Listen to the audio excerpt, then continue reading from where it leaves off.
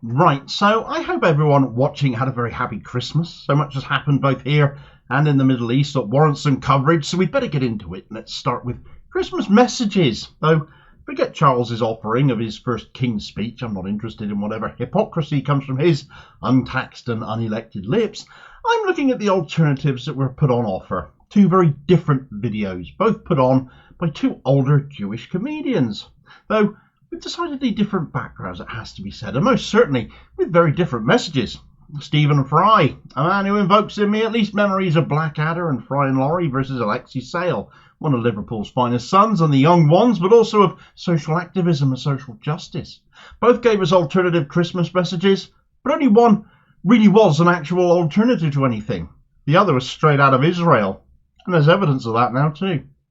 Right, so happy Christmas, folks. I hope you've had a good one, though depending on which of these messages you watched, perhaps like me it was both, perhaps neither, as you don't go in for those things. But if the latter is the case, there is definitely one here you want to go and see. And if you haven't seen Alexei Sayle's 4 minutes of both hilarious and hard-hitting alternative messaging, you absolutely must make an exception for it.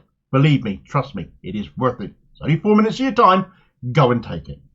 My mother always used to say to me every time a comedian came on, if she found them funny, was to say that they were a genius. They had to be both funny and quick, and indeed correct. And right now, to find the humour in the darkest of times. And I totally agree with her on that. It takes an exceptional mind to do that. But it very much depends on who you find funny, I guess. But their humour has to find the truth of the matter. It has to be honest for it to work. And for the pro-Palestine Jew Alexei Sayle, with his comfy chair in front of a large open fire, set off with a couple of poinsettias as well. Well, the setup was there. But what came next was every bit the alternative Christmas message. A real alternative. Sayle started out by talking about how he shies away from politics and social injustice, and that finding humour in the darkest of times is what the job is. And as you all know now, I agree with that. It's the genius of the comedian, I feel, to be able to do that. But that doesn't exclude people from social justice and activism either. I'm not going to describe every bit of the video. Go and see it. You absolutely must. I can't say it enough times. It is brilliant in its brutal honesty, mixed with that humour of what we're seeing on all matter of elderly Jewish comedians and what they talk about, versus him, Sayle, as an elderly Jewish comedian as well, bucking the trend in effect by saying he wants to go too, only he does it right. A cat saying victory to Palestine at the start of the video sets the tone for all that follows in Sayle's hilarious, typically caustic style, taking apart establishment narratives over Gaza, tearing apart both the Tories and Labour over that. He speaks of Bethlehem in the West Bank not celebrating Christmas, the birthplace of a baby there 2,000 years ago, the very reason why we as Christians celebrate Christmas, of course, and the fact they didn't this year. The gap between politicians and ordinary people appalled at what we're witnessing in Gaza and the West Bank this Christmas and before that.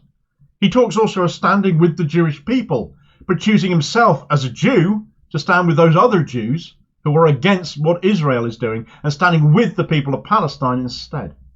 He spoke of equal rights for both Palestinians and Jews as the way to achieve peace, not dominance by one over the other as we've seen for decades and some still support now. He finished by tearing our god-awful media apart for their pro-Israel support too, telling them exactly what he thinks they do.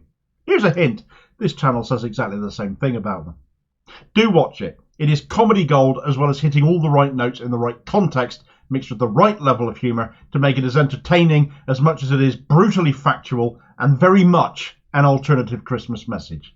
Because if it isn't an alternative, it really shouldn't call itself such. Which brings me on to the offering by Channel 4.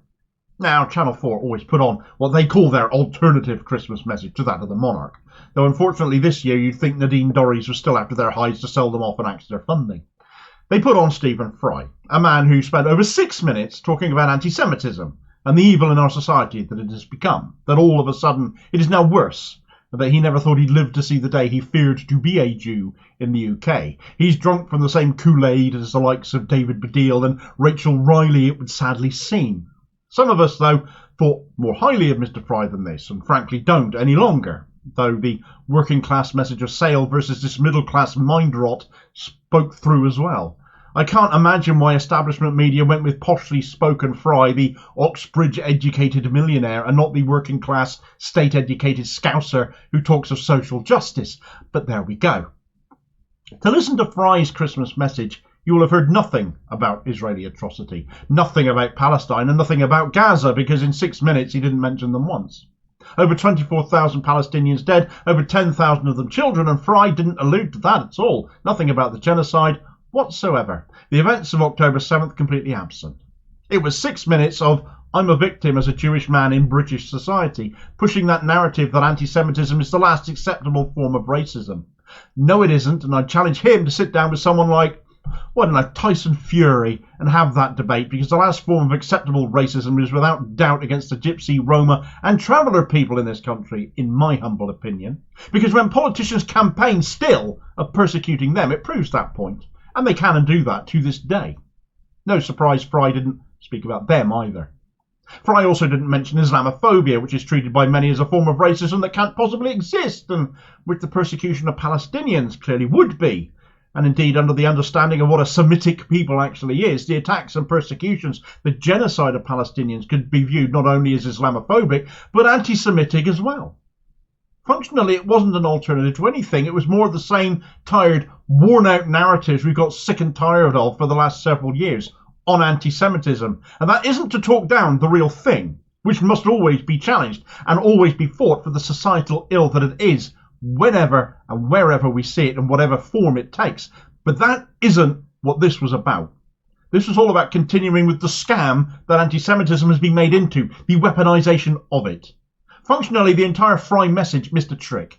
So absorbed with combating anti-Semitism in Britain that he completely ignored the need to criticise Israeli war crimes in Gaza and the West Bank and the end of the occupation.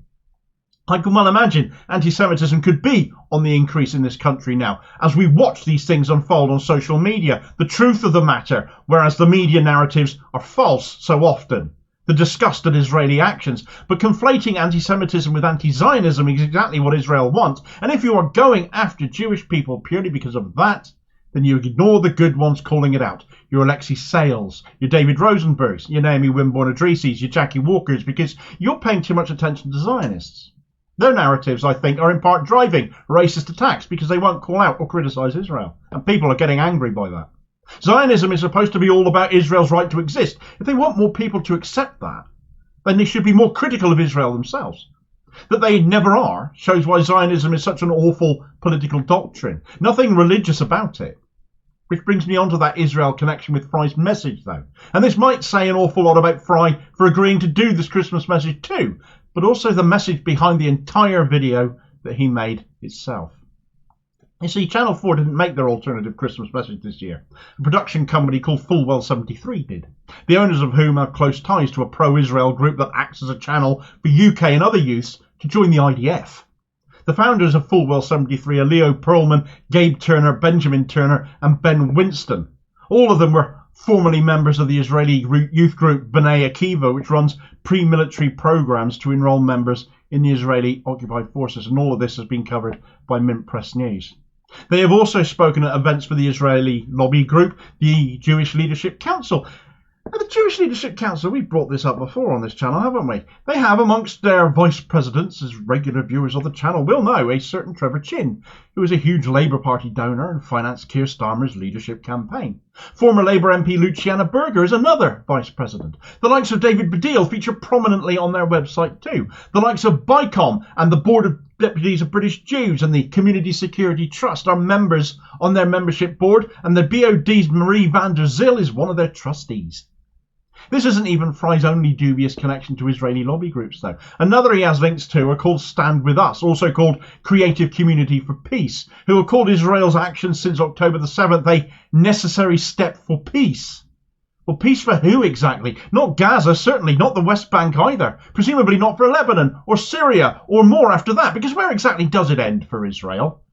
Stephen Fry's support is extended as far as signing 2 letters for this group. Once to support the 2019 Eurovision Song Contest being held in Israel, which they did, all whilst ethnically cleansing the Palestinian village of Al-Manisha whilst they were at it.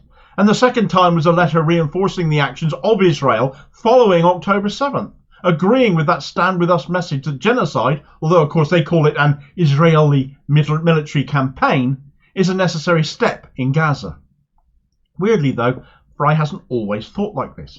Because back in 2008, he signed a letter, Alexei Sayle was another signatory, saying that we cannot celebrate the birth of a state founded on terrorism, massacres and dispossession of another people from their land. We cannot celebrate the birthday of a state that even now engages in ethnic cleansing, that violates international law, that is inflicting a monstrous collective punishment on the civilian population of Gaza, and that continues to deny Palestinians their human rights and natural aspirations. So what changed, Stephen? The Israeli lobby got to you in the end, was it? Well, if that is the case, you wouldn't be the only one, and often it's only the Labour Party you have to look at for them. And oh look, one of Corbyn's biggest critics is now a full-time paid Israel lobbyist too. Funny that. Anyone would think the anti-Semitism smears against him were a scam, wouldn't you? Watch this video here to find out all about that story from a few weeks ago, and I'll hopefully catch you on the next vid. Cheers, folks.